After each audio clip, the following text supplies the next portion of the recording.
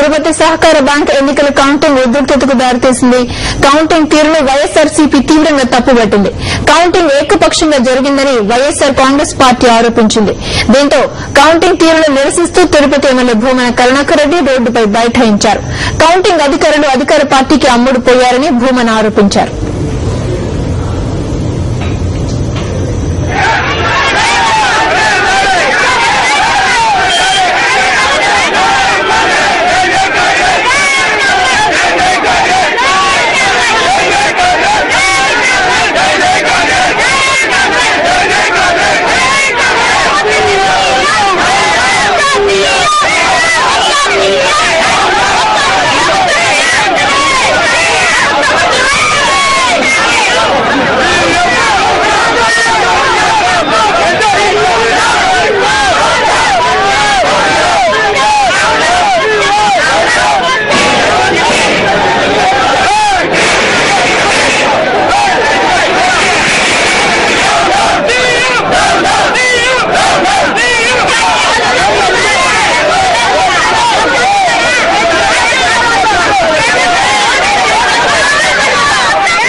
ఎన్నికల ఓట్లు పడినాయని చెప్పేసి ఒక ప్రిసైడింగ్ ఆఫీసర్ గా అయితేనేమి ఒక ఎన్నికల అధికారికి అయితేనేమి అతను సంతకం పెట్టి ఎవరికి ఓట్లు ఎన్ని వచ్చాయని చెప్పేసి అక్కడ ఉన్నటువంటి క్యాండిడేట్లందరూ కూడా తెలియజేయాల్సిన బాధ్యత అతని పైన ఉంది. కానీ అక్కడ వాళ్ళకి సంబంధించిన వ్యక్తులు ఏ ఒక్కరు కూడా ఓట్లు పడలేదు.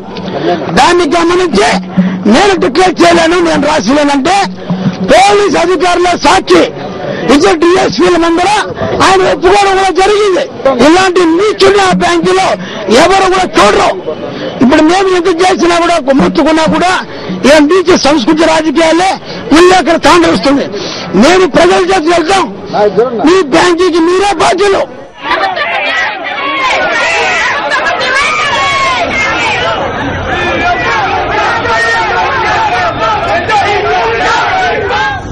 దీనికి సంబంధించి మరిన్ని అప్డేట్స్ మా కరెస్పాండెంట్ రవిని అడిగి తెలుసుకుందాం. రవి, చెప్పండి, వైఎస్ఆర్సీపీ ప్రధానంగా నిరసన చేయడానికి కారణం ఏంటి?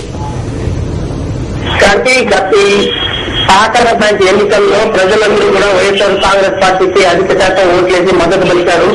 అయితే ఓటింగ్ ప్రక్రియలో భాగంగా కౌంటింగ్ జరిగేటప్పుడు కూడా గత 5 రౌండ్ల వరకు వైఎస్ఆర్సీపీ అభ్యర్థులు మెజార్టీలో ఉన్నట్టుగా తెలిసింది.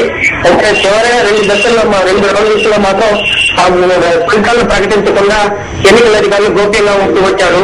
గత 3 రోజులుగా ఈ ఎన్నికల ఫలితాలను ప్రకటించకుండా 3 రోజులుగా కౌంటింగ్ జరుపుతూ ఎప్పటికప్పుడు ఫలితాలు ప్రకటించగా గోప్యంగా ఉంచడంతో అనేక అనుమానాలు తలెత్తాయి.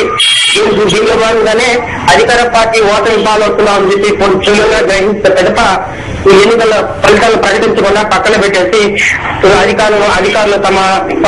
అధికారులు తమకు లోపర్చుకొని అధికార పార్టీ వల్ల ఫలితాలను తారుమారు చేసి కాంగ్రెస్ పార్టీ గెలుపొందినట్టు ప్రకటించారు.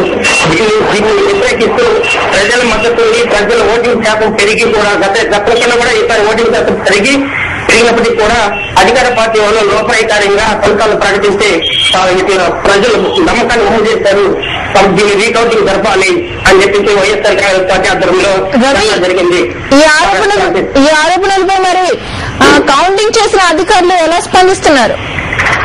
కౌంటింగ్ అధికారులు తాము తమ ఎన్నికల నిబంధనల ప్రకారమే సహకార చట్ట పరిధిలోనే చేశాము. కానీ వేరే రాజకీయ నాయకులు అడిగే వాటికంతా మేము సమాధానం చెప్పాలని అవసరం లేదని చెప్పి పేర్కొంటున్నారు. కానీ ఇలాంటి వాటి పట్ల అధికారులు కూడా సహకార బ్యాంక్ అధికారులు కూడా పూర్తి స్థాయిలో మీడియా అడిగిన వాటికి కూడా సమాధానం చెప్పకుండా దాఖలిస్తున్నారు. ఇది కేవలం రాజకీయ లబ్ధి కోసం అధికార పార్టీ ఏ విధంగా చెప్తే ఆ విధంగా ఎన్నికల ఫలితాలను కూడా తారుమారు చేసే స్థాయికి అధికారులు కాంగ్రెస్ పార్టీ తొత్తుగా వ్యవహరిస్తున్నారని చెప్పి ప్రత్యక్షంగా తెలుస్తోంది. ఫలితాలను బట్టి తెలుస్తోంది. శాంతి. Okay Ravi, thanks for the updates. మొత్తానికి కౌంటింగ్ అధికారులు అధికార పార్టీకి అమ్ముడుపోయారని వైఎస్ఆర్సీపీ ప్రధానంగా ఆరోపిస్తోంది.